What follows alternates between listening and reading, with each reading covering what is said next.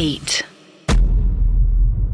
इस टॉपिक की शुरुआत में करना चाहूंगा एक एक्सपेरिमेंट के साथ जिसको किया था एक जापानीज साइंटिस्ट मसारू इमोटो ने। ओके अब ये बहुत फेमस एक एक्सपेरिमेंट है जिसमें लोग कहते हैं कि उनके हिसाब से उन्होंने एक पानी के गिलास को एक्सपोज किया दो अलग अलग किस्म की वाइब्रेशंस से। ओके पहली जगह उन्होंने जो है वाइब्रेशंस का इस्तेमाल किया जिसमें पॉजिटिव थी, उसमें पॉजिटिव सॉन्ग्स थे, अच्छी चीजें बोली जा रही थी सुबह सुबह एंड उन आवाजों के बीच में उस पानी को क्रिस्टलाइज किया। ठीक है। और similarly at the same time इन्होंने एक ग्लास ऑफ वाटर लिया जिसके पास बड़ी नेगेटिव किस्म की वाइब्रेशन थी, इन द सेंस कि उसमें गाली गलौच हो रहा था, उसमें गलत भाषाओं का, गलत वॉइस टोनैलिटी का इस्तेमाल हो रहा था और वहां पे उस वाटर को क्रिस्टलाइज किया।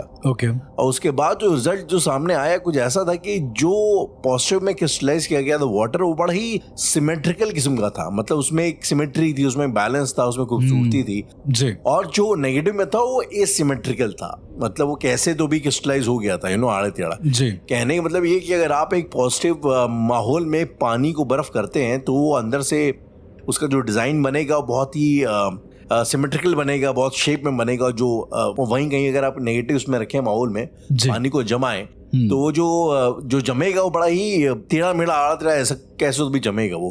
तो ये कुल मिला के उनका कहने का मतलब ये था कि पानी के अंदर एक तरह की इंटेलिजेंस, एक तरह की मेमोरी होती है जो कि सेंसिटिव होती है हमारी वॉइस के प्रति, हमारे पॉजिटिव इंटेंशंस के प्रति। बिल्कुल। एंड कंसिडरिंग कि हमारी बॉडी 70% वाटर है तो ये लाजमी है कि हमारी बॉडी पे भी उसका कोई ना कोई इम्पैक्ट आता होगा। बिल्कुल आता है। तो जी। कहने का मेरा मतलब ये है, या उस एक्सपेरिमेंट से जो बात सामने आई थी कि टोन का, वॉइस का, साउंड्स का आपकी बॉडी पे एक इम्पैक्ट होता है। पॉजिटिव नेगेटिव बात की बात है लेकिन इम्पैक्ट तो होता है, कुछ तो होता है। हाँ। और ये आई थिंक कोई बहुत रॉकेट साइंस नहीं है। हम लोग म्यूजिक सुनते ही बड़े हुए हैं, जिस तरीके का हमारा कल्चर है, हमारा तो हर चीज में म्यूजिक रहता ही रहता है। अब इसके अलावा जो है जब बच्चा जब पैदा होता है उसका बचपन का जो वो होता है, जनेऊ का जब समारोह होता है तो उसके कान में गायत्री मंत्र बोला जाता है और उसको जो बड़ा पवित्र माना जाता है। तो ये बड़ी एक साउंड के साथ हमारे कल्चर में बड़ी खूबसूरती के साथ खेला गया है। बिल्कुल।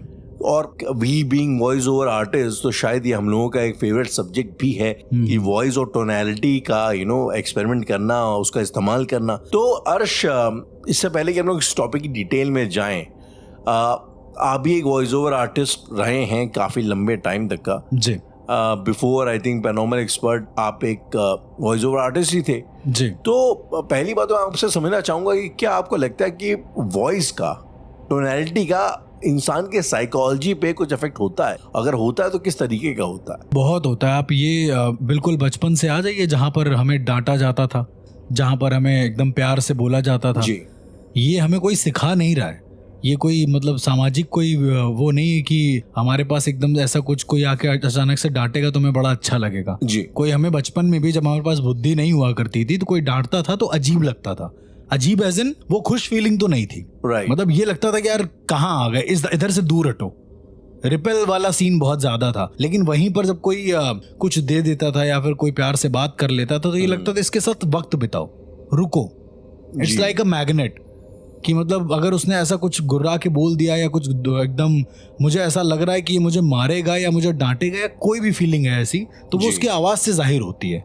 उसके मतलब तुम कितना भी शरीर से कर लो, गूंगे तो हो नहीं, बोलोगे तो जरूर कुछ ना। जी जी जी। तो वो इसको एम्प्लीफाई कर देता है। मतलब यदि आप हाथ से ऐसे सिर्फ करेंगे और उसी जगह पे आप कुछ बोल देंगे तो वो कुछ ज्यादा ही दिखेगा, विजुअल कुछ ज्यादा ही हो जाएगा। तो इसीलिए शायद बचपन में भागते थे कि भाई मार पड़ेगी इसलिए भागो, ऐसा करके। फिर धीरे धीरे वक्त के साथ समझ में आया कि बोलचाल का ऐसा है कि तुम जिससे जैसा बोलोगे उससे वैसा रिएक्शन मिलेगा, एक्शन का रिएक्शन जो भी हमें मिलता है। जैसे मैंने प्यार से बोला तो मुझे प्यार ही एक तरीके से मिलेगा। बिल्कुल ही पागल आदमी हो तो उसका नहीं कह सकते हम कुछ, ये कॉमन इंसानों के हिसाब से हो रहा है। तो धीरे धीरे फिर ये समझ में आया ना कि हम लोग जब अपनी वाणी में, हम लोग जब किसी चीज़ में शालीनता लाते हैं, बहुत एकदम रेस्पेक्टफुली या फिर बहुत शालीन तरीके से किसी चीज़ को बोलते हैं तो सामने वाला कहीं ना कहीं सुनता है। और वहीं पर जब हम बहुत तेज और कुछ ऐसा बोलते हैं जो उसके लिए ना हो, ये मेरा अपना रिसर्च है, तो वो इंसान अवॉइड करने के जोन में चला जाता है कहीं ना कहीं। मेरा क्योंकि स्कूल जो था राहुल, जहाँ से मैं पढ़ा हूँ, वहाँ पर मतलब मुझे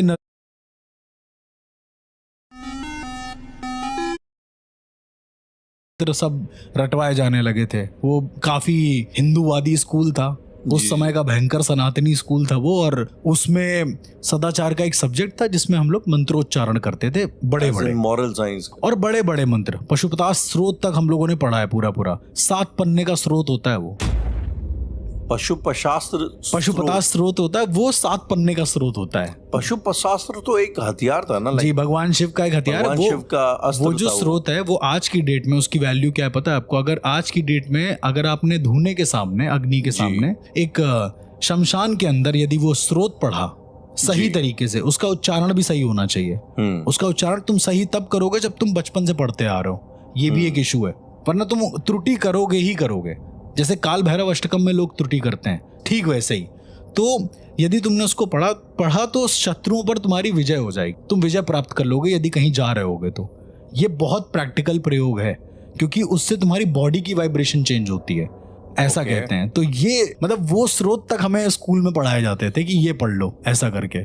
I mean, अर्श, ये अब ये थोड़ा सा मेरी क्यूरियोसिटी वाला सवाल है, लेकिन जब हम लोग छोटे में महाभारत वगैरह देखते थे तो उसमें एक चीज अक्सर ये दिखाई जाती थी कि इंसान जब लड़ाई का माहौल चल रहा होता था, इंसान हाथ ऐसे करके हवा में कोई मंत्रोच्चारण करता था, उसके हाथ में अचानक से हथियार आ जाता था। कुल मिला के कहने का मतलब ये था कि अच्छा, मैंने विमान शास्त्र के ऊपर कुछ डॉक्यूमेंट्रीज है तो उनका भी मैंने पढ़ा है, सुना है। उसमें भी इस चीज का कई बार मेंशन होता है कि कई बार एक कहानी, बल्कि मुझे याद है, सातकी करके शायद एक राजा थे जो द्वारका पे अटैक करते हैं और उनके विमान होते हैं जो प्रॉपर्ली उसमें डिफाइन किया हो कि वो कैसे विमान। ये महाभारत के बाद की बात है शायद, ये महाभारत के बाद की बात है, जब आई थिंक कृष्ण भी शायद उनकी भी डेथ हो गई थी या होने या कुछ ऐसा था, मतलब महाभारत के बाद की बात है। तो सातकी जाते हैं वहां पे और उनके वो कुछ मंत्रोच्चारण करते होंगे, मंत्रोच्चारण करने से जो उनके विमान था वो एक जगह से दूसरी जगह मतलब ट्रांसपोर्ट हो जा रहा था, गायब हो गया, डिसॉल्व होके वहां चला गया, जा रहा था। ये सब चीजें उसमें मेंशन है बाकायदा। जी बिल्कुल, और मतलब अथॉरिटी के साथ, ये नहीं कि जो है फिक्शनल तौर पे से कहानी के तौर पे बोल दिया जाता। तो उसमें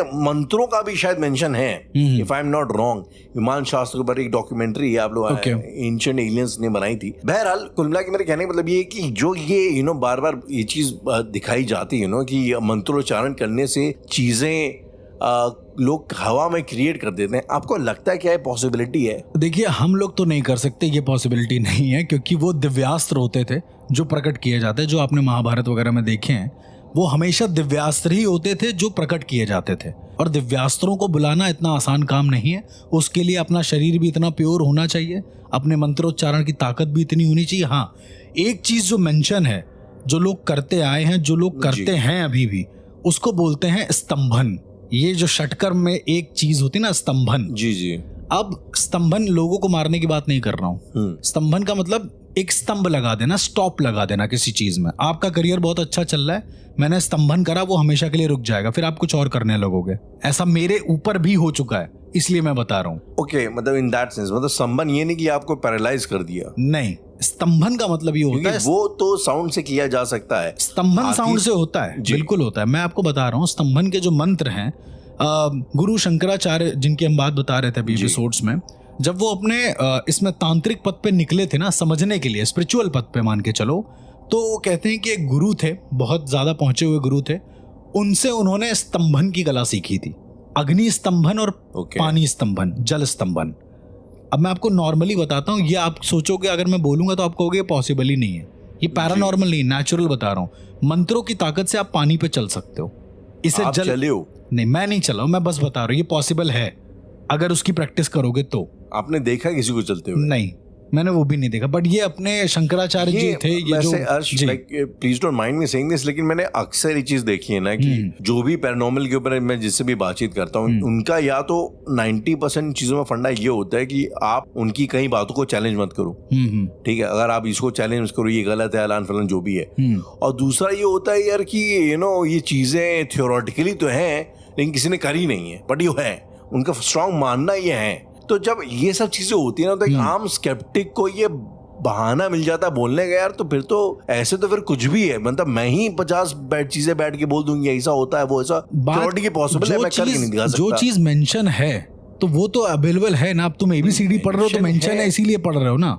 वो मेंशन ही नहीं होती तो कैसे पढ़ते? मेंशन है तो अब जैसे आपने अभी जस्ट जो बात बोली अगर मैं उसका यानी आप कहना चाहते हो कि हर चीज का कोई आधार होता है, बिल्कुल होता है, बेसिक्स होता है जो आपको बेसिक्स पता है। तो ये जो अभी आपने बात बोली इसका बेसिक्स क्या है? इसका मतलब बेसिक ये, क्योंकि मैं कैसे मान रहा हूँ पहले मैं वो बता देता हूँ। जी। क्योंकि स्तंभन होते हुए मैंने जल पे चलते हुए आग पे चलते हुए नहीं देखा, मैं वो नहीं बोल रहा हूँ। स्तंभन किसी इंसान के शरीर पे होते हुए देखा है पूरी तरीके से,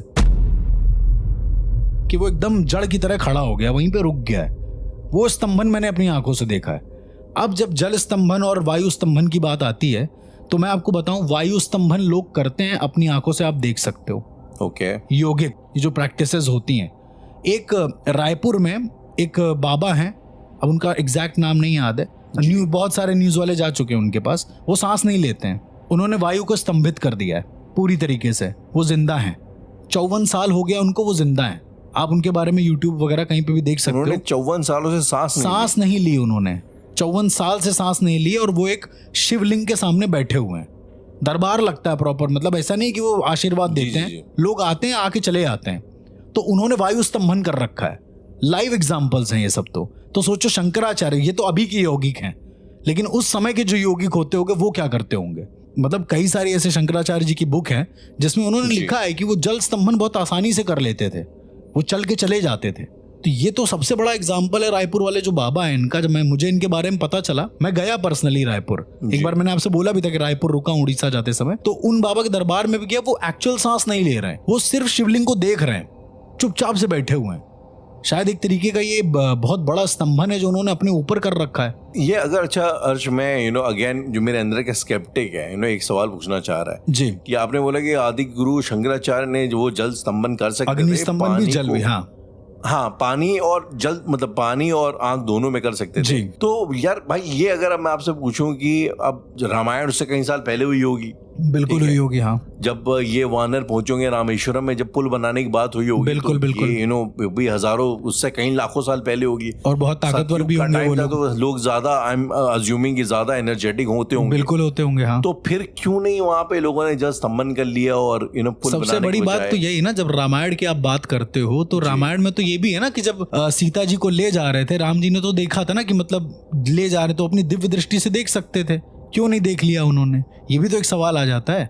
राम जी तो कुछ भी कर सकते थे, वो तो पलक झपकते यहाँ से वहां पहुंच जाते, वो सीधा एक ब्रह्मास्त्र मारते सीधा रावण के पेट में चला जाता। उन्होंने नहीं किया। रामायण शायद ये दिखाने का तरीका है कि एक जो पुरुषार्थ है हमारे, एक जो तरीका है किसी चीज को सिस्टमैटिक वे में करने का, वो उस तरह से ही किया जाए तो ज्यादा बेटर है।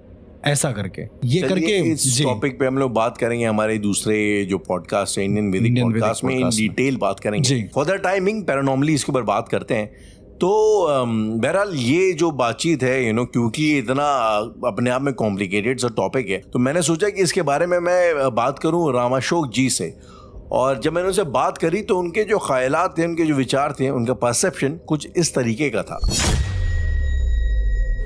रामाशोक जी, अब जिस टॉपिक पे हम लोग बात करने वाले हैं, तो इस सोच की शुरुआत अगर मैं आपसे बोलूं जी, बाइबल में जब जेनेसिस का जो पार्ट आता है, जो सबसे पहला वाला पार्ट आता है, तो उसमें कई लोगों के दो मत हैं, ठीक है। उसमें जो पहली बात बोली जाती है वो जेनेसिस 1:3 में कहते हैं लेट देयर बी लाइट, मतलब यानी कि प्रभु ने सबसे पहले बोला कि लाइट होनी चाहिए। उस लाइट पहले हुई, उसके बाद क्रिएशन हुआ। अच्छा। लेकिन उसके बाद वो लोग कहते हैं कि उससे पहले there was word, God said there was a word जी, सबसे पहले शब्द आया। तो इस बात को लेके बेसिकली जो जेनेसिस को मानते हैं और जो थ्योरी ऑफ एवोल्यूशन को मानते हैं, उनका आपस में एक तरीके की बहस चलती है कि पहले संसार में लाइट थी या पहले संसार में साउंड। इस संसार की जो उत्पत्ति हुई है वो एक साउंड से हुई है या वो एक लाइट से हुई है। अगर आप पुराणों के हिसाब से जाएं, अगर हम लोग अपने हिंदू धर्म के हिसाब से देखें तो शिव पुराण के हिसाब से शिव ज्योति थी, कहते एक ज्योतिर्लिंग था जिससे शायद संसार की शुरुआत हुई। कई लोग ऐसा मानते हैं कि पहले ओम का नाद था, ओम की ध्वनि थी, उसके बाद संसार लाइक एक क्रिएशन हुआ बेसिकली। जी हाँ। Theory of creation her culture के हिसाब से अलग अलग है। जी जी। तो इससे पहले हम लोग इसमें आगे जाएं, आपको क्या लगता है रामाशोक जी कि क्रिएशन में पहले साउंड आया रहा होगा या पहले लाइट आई होगी? मेरे हिसाब से साउंड, ओम की ध्वनि। ओम की ध्वनि जी, ओम की ध्वनि पहले थी, उस ध्वनि से उसी के वाइब्रेशन से पूरे संसार बना। बने, बिल्कुल ठीक है। जो इनफैक्ट इंटरेस्टिंगली जो अभी स्ट्रिंग थ्योरी आई है तो उसके हिसाब से लोग जनता सेम बोलती है कि पहले साउंड था, उसी के वाइब्रेशन से फिर आहिस्ता आहिस्ता मैटर बनना शुरू हुआ। ठीक है। तो ये जो साउंड का एक पूरा, लोग कहते हैं कि सामवेद जो हमारा वेद है वो काफी हद तक साउंड के ऊपर है। जी बिल्कुल ठीक है। तो मैं कई बार ऐसा सोचता हूँ ना राम अशोक कि जब भी हम लोग मंत्रों की बात करते हैं, हाँ ठीक है, देखिए कोई भी लैंग्वेज है तो इंसान की बनाई हुई लैंग्वेज है। हाँ। उसमें जो शब्द बनाए हैं वो हमारी अंडरस्टैंडिंग के लिए बनाए गए। अभी अगर कोई बंदा यहाँ पे जापानी में बात करेगा, भाई आपको तो खाली आवाज ही उसकी आ रही ना, मतलब तो अगर आपको जापानी आएगी तब आप समझोगे। जी जी जी। तो जो शब्द होते हैं, शब्दों का मीनिंग ज्यादा इंपॉर्टेंट है या जो शब्दों का जो ध्वनि है उनका स्वर है? मंत्रों के बारे में बात करूं तो या वो ज्यादा इंपॉर्टेंट? नहीं, दोनों इंपॉर्टेंट है। दोनों का महत्व है पूरा पूरा। अच्छा। हाँ, कि आपको स्वर एक तो क्लियर बोलना है और किस आवाज में बोलना है, किस आवाज में बोलना है, इसका इस चीज का पूरा जिक्र है सामवेद में। अच्छा। तो आजकल जो गाना जो सीखते हैं, जैसे लोग जो भी गाने सीखते हैं तो उनको जब स्वर समझाए जाते हैं वो 3 स्वर बोलते हैं उसको, उदित, अनुदित और स्वरित। उदित, अनुदित और स्वरित। स्वरित जो आप उदित होता उच्चारण की बात, हाँ, जैसे ऊ ओम जैसे बोला ना ऊंची आवाज में, और नीचे वाला है जो सा अनुदित, तो वो बोला जाता है, ये मान लीजिए नीचे वाली सुर के अंदर, जैसे गंभीर होता है ना कोई चीज को जो बोलते हैं हाँ थोड़ा सा नीचे। और स्वरित जो सा कहलाता है वो जो नॉर्मल वे में बात कर रहे हैं जैसे हम। तो मंत्रों का ये एक सबसे बड़ा महत्व है कि आपने किस तरीके से उसका उच्चारण वर्णित है और उसी उच्चारण के हिसाब से बोलना है, उसी स्वर में बोलना है, वो तभी वो फलीभूत होगा, तभी वो फलीभूत होगा। हाँ, तो जैसे लोग बाग कहते हैं कि इन चीज को लेकर कि हमने ये फला साधना करी और ये करा और वो करा और हमारा फलीभूत नहीं हुआ, तो फलीभूत इसलिए नहीं होता है कि उसको प्रॉपर वे में, एक तो प्रोनाउंसिएशन, उसका उच्चारण वो बहुत अच्छे से होना चाहिए, और दूसरा जिस लय में बोला जाता है उसी लय में बोलना चाहिए उसको, जो वर्णित किया गया है, मतलब जो चीज को लिखा गया है कि इसको इस लय में बोलना है। मैंने ऐसा भी सुना है राम अशोक जी की लोग कहते हैं कि अगर आप कोई मंत्र उच्चारण करें किसी पर्टिकुलर पर्पस के लिए, और अगर आप उसके उच्चारण के तरीके में, जैसे कि आपने बताया ना कि आप गलती करते हैं, कुछ उल्टा करते हैं, जी हाँ, तो कई बार ऐसा भी होता है कि उसका किसी और को नुकसान होने के बजाय आप पे हो जाता है। बिल्कुल ऐसा ही है, ऐसे ही होता है। ऐसा शास्त्रों में कई उदाहरण दिए हुए हैं कि आपने किसी को मारन के लिए करा कुछ जी, और आपने उसका स्वर चेंज कर दिए तो वो उल्टा आप ही को मार देगा। तो ऐसा कभी कोई एग्जांपल लाइक कोई ऐसा केस वगैरह आपने हैंडल किया? मेरा वो सब्जेक्ट नहीं है। अगर आप विष्णु पुराण वगैरह में देखेंगे तो उसमें जरूर मिलेगा आपको, और इस तरह का 2-3 उदाहरण मिलते हैं कि किसी ने किसी विष्णु जी को मारने के लिए कुछ एक साधना करी और उसने उसको एक पर्टिकुलर मंत्र बताया गया, उस मंत्र को उसने उदित में बोलना था, नीचे अनुदित में बोल दिया। ओके, तो वो खुद उसमें मर गया। ये खुद उसमें मर गया। हाँ, ऐसा वर्णित है। मैं पर्टिकुलर वो कैरेक्टर का नाम भूल गया हूँ, लेकिन वो है उसके अंदर। बताइए, बेसिकली साउंड की महत्वता को बताने के लिए कुछ इस किस्म की एक कहानी। हाँ जी, हाँ, ये नहीं कहानी नहीं है, वो सच में घटना है। वो ऐसा नहीं है कि एग्जाम्पल दिया गया है।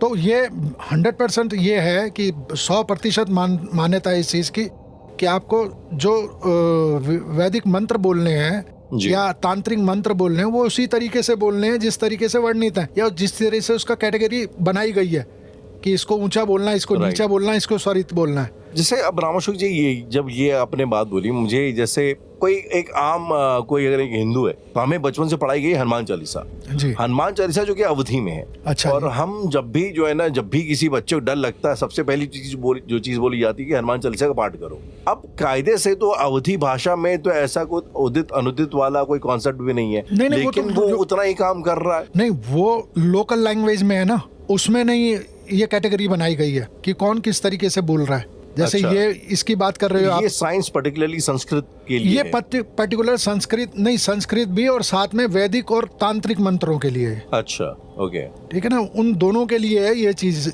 जब जिसमें आपने सिद्धि प्राप्त करनी है, हनुमान चालीसा सिद्धि प्राप्त नहीं करनी, अपना रक्षा हेतु बोल रहे हो आप, उसमें कोई सिद्धि नहीं प्राप्त कर रहे आप, ठीक है ना। तो वो बनाया गया जानबूझ के उस तरीके से एक लोकल लैंग्वेज में, ताकि लोगों को बोलने में, उच्चारण करने में आसानी हो। तो जैसे ये भी बोला गया, और शाबर मंत्र भी इसी वजह से बनाए गए कि एक जो अभी नया इस पंथ में आया है जी, मान लीजिए अघोर पंथ में आ गया या नागा साधु बन रहा है, तो उसे संस्कृत नहीं आती है जी, ठीक है, तो उसके लिए बड़ा मुश्किल हो जाएगा ये सब कुछ करना। तो तभी शाबर मंत्र को क्रिएट करा गया, नाथ संप्रदाय में भी, नागा में भी, और बहुत सारे संप्रदाय में शाबर मंत्र बोले जाते हैं, जिसमें कई तो आपको देखने को मिलेगा फारसी और उर्दू शब्द मिलेंगे आपको साबर मंत्रों में। okay.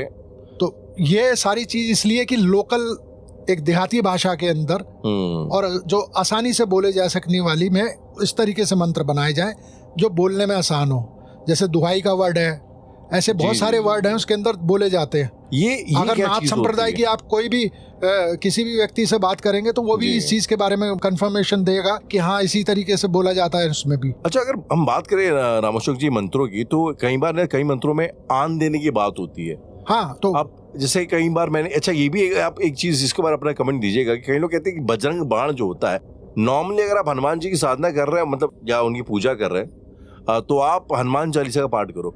बजरंग बाण आप तभी करो जब आप बहुत ज्यादा तकलीफ में हो, दिक्कत में हो, और आप, क्योंकि उसमें शायद एक तरीके से चैलेंज दिया जाता है हनुमान जी को, या कुछ उनको आन देने वाली बात होती है। हाँ, वो राम जी को की आन और ऐसा कुछ करके शायद मेरे ख्याल से बोला जाता है ना इसके अंदर। हाँ, तो वो पर्टिकुलर उनका रेफरेंस दे रहा है वो जो बोलने वाला है। जी जी जी, कि भाई उनकी कसम है या उनकी, आप उसके लिए आप ये मेरा काम कर दो। उसमें है ना वो रिक्वेस्ट का मोड मेरे ख्याल से चेंज हो गया है। हाँ, वही मतलब कि तो अब करके ही दो, रिक्वेस्ट नहीं है, माँ का समय तेरे को वाली वो, हाँ, वो एक तरह का आदेश कर रहा है वो। जी, जो आग्रह नहीं रह गया, या ये कह लीजिए एक जिद्दी हट्टी बच्चा होता है जो हट करता है, जो उस तरीके से वो बनाया गया है कि नहीं मानना पड़ेगा गुरुजी, आपको ये बात करनी पड़ेगी। जैसे आपको एक बच्चा मनवाता है, बात उसी मोड में है मेरे ख्याल से वो। नहीं, पर जो ये लोग जो बोलते हैं कि तो आमतौर पे वो ज्यादा नहीं बोलना चाहिए। हाँ। क्योंकि कई बार बजरंग बाण बोलने का नुकसान भी आपको बहुत ज्यादा हो जाता है। कई बार देखिए वो चीज आ जाती है राहुल जी, वो डराने वाला केस तो बहुत सारी चीजों में होता ही है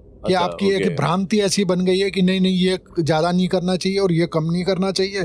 तो इसके ऊपर तो हर एक है ना अपने अपने समुदाय में और अपने अपने उस पर मत है ये सब चीजों में। तो इसमें कोई कुछ नहीं बोल सकता, हर एक की मान्यता है कि इसको एक्सपीरियंस ज्यादा बोलने से किसी को कुछ हो गया हो तो उसने ये सिखाना शुरू कर दिया, नहीं ज्यादा नहीं बोलना इसके अंदर आप, या ज्यादा मत इसका उच्चारण करो। तो ये, लेकिन कहीं वर्णित तो नहीं है कि ज्यादा नहीं बोलना है आपने, ऐसा कहीं तुलसीदास जी ने तो मेरे ख्याल से नहीं लिखा हुआ है, या इसको कम बोलना है या ज्यादा बोलना है, ऐसा कहीं मेंशन तो कुछ नहीं। हाँ, तो मेंशन नहीं है ना, ये आम पब्लिक ने अपनी धारणा बना ली है मेरे हिसाब से। और देखिए अगर मान लो प्रार्थना करनी तो बार बार क्यों ही करनी है प्रार्थना एक बार प्रभु है तो एक ही बार सुनेंगे। भक्ति में अगर श्रद्धा होगी तो एक ही बार सुन लेंगे। हाँ, बिल्कुल सही बात है।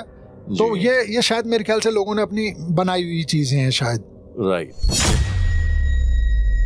तो ये थे रामाशोक जी, और इन्होंने जो बेसिकली मंत्रोच्चारण के तौर तरीके और जो उदित अनुदित के जो वो होते हैं उसके बारे में बात करा। मुझे जितने भी, मैं आपको सही बताऊं, जितने भी हम लोगों ने एपिसोड्स किए उसमें मुझे ये एपिसोड सबसे ज्यादा अच्छा लगा इन द सेंस क्योंकि इसमें बहुत सारी चीजें रिलेटेबल थी। जी बिल्कुल, यानी इट मेक्स सेंस कि आम इंसान भी रिलेट करेगा, आम इंसान भी रिलेट कर सकता है कि आप कैसे आवाज का इस्तेमाल करके उसको ऊपर नीचे करके, और जो कि होता है जब आप संस्कृत का पाठ करते हुए बच्चों को देखेंगे स्कूल में तो वो होता हाथ को ऊपर नीचे करते हैं, ऐसे करते हैं, वो तो मतलब बहुत अलग लगता है। इसका एक बड़ा ना मैं एक चीज बताऊं आपको, मैंने कहीं पे चीज सुनी थी and I observed that and it's so true कि आप जैसे हम लोग कोई भी लैंग्वेज बोलते हैं, नहीं, हमारी हिंदी है, अवधी है, नीचे मराठी है, संस्कृत में नीचे वो है क्या बोलते हैं केरल मलयालम जो भी है। जी अगर ये आप सारी लैंग्वेजेस अपने रीजन की बोलेंगे तो हमारी भाषा में एक एक्सेंट आता है, बट संस्कृत इकलौती ऐसी लैंग्वेज है और ये इतना सच है कि उसको बोलने में आप वो चाहे कोई यहाँ यूपी का बंदा बोले, चाहे बंगाली बोले, चाहे वो साउथ का बंदा बोले, एक्सेंट नाम की कोई चीज नहीं होती, बिल्कुल नहीं होती उसमें। हाँ। इनफैक्ट मैंने जर्मन के गोरे स्कॉलर्स को देखा है संस्कृत का उच्चारण करते हुए, जब वो धारा प्रवाह बोलते हैं तो आप यकीन नहीं मानेंगे, आपको लगेगा ही नहीं, विश्वास नहीं होगा कि बंदा जो है इंडिया के बाहर का है। जी, ये लगेगा कि अरे तो सेम बोल रहा है, संस्कृत बोल रहा है। वो उसका ना इतना ग्रामेटिकली करेक्ट है वो कि ऐसे आपको आवाज को उठाना है, ऐसे गिराना है, वगैरह वगैरह, एंड सो परफेक्टली सिंक्रोनाइज्ड। तो ये मुझे कुछ चीजें लगती like that are so simply brilliant, genius, and I am sure जो हम लोग डिस्कशन पहले भी कर रहे थे कि आवाज का एक पैरानॉर्मल एस्पेक्ट तो होता है। बिल्कुल होता है, मतलब अगर नेचुरल होगा तो सुपर नेचुरल जरूर होगा, क्योंकि हर चीज के दो पहलू होते हैं राहुल। वही वाला हाल है कि यदि जब कोई तांत्रिक भी होता है, नॉर्मल गुरु भी होता है, चाहे वो सात्विक हो या तामसिक हो, तो ऐसा कहते हैं कि मंत्रोच्चारण करने का विधान जो है वो सात्विक भी करेगा तामसिक भी करेगा यदि उसे किसी चीज को प्राप्त करना है तो।